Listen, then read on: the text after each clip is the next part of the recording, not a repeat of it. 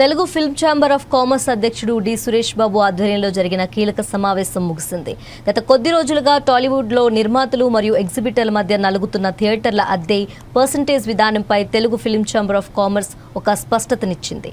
ఈ వివాదం కారణంగా విడుదలకు సిద్ధంగా ఉన్న సినిమాలపై నెలకొన్న సందిగ్ధత ఇప్పుడు తొలగిపోయింది. ముఖ్యంగా భారీ అంచనాలున్న పెద్ది సినిమా విడుదలకు లైన్ క్లియర్ కావడంతో చిత్ర యూనిట్ మరియు అభిమానులు ఊపిరి పీల్చుకున్నారు.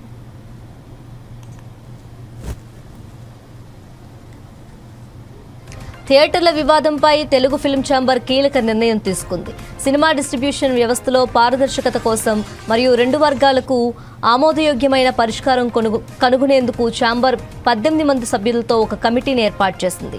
ఈ కమిటీ అద్దె విధానం మరియు పర్సంటేజ్ పద్ధతులపై కూలంకషంగా అధ్యయనం చేయనుంది.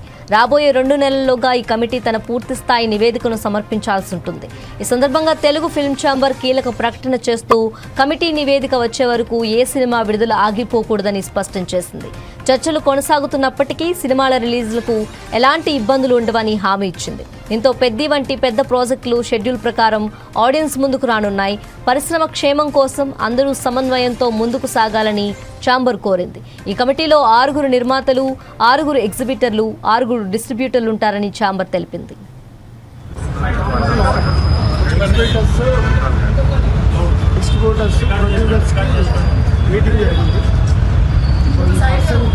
విధానం గురించి ఎగ్జిబిటర్స్ తీసుకున్న నిర్ణయాలు ఈరోజు ముందుగా ప్రొడ్యూసర్స్ అందరూ పర్సంటేజ్ చేయడానికి సానుకూలంగా ముందు స్పందించారు.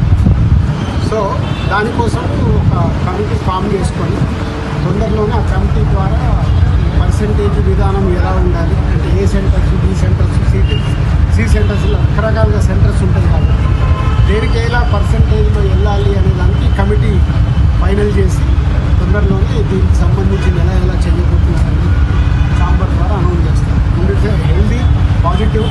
సో 2 ఎగ్జిబిటర్స్ నుంచి కానీ ప్రొడ్యూసర్స్ నుంచి కానీ అన్ని సమస్యలు మాట్లాడేసుకొని ఛాంబర్లో సాల్వ్ చేసుకోవాలి. దాంట్లో డిస్ట్రిబ్యూటర్స్ కూడా సినిమాని డిస్ట్రిబ్యూట్ చేసే వాళ్ళు ఉంటారు కాబట్టి 3 సెక్టార్స్ సానుకూలంగా పాజిటివ్గా వచ్చి కమిటీ ఫైనల్ చేసుకున్నాం.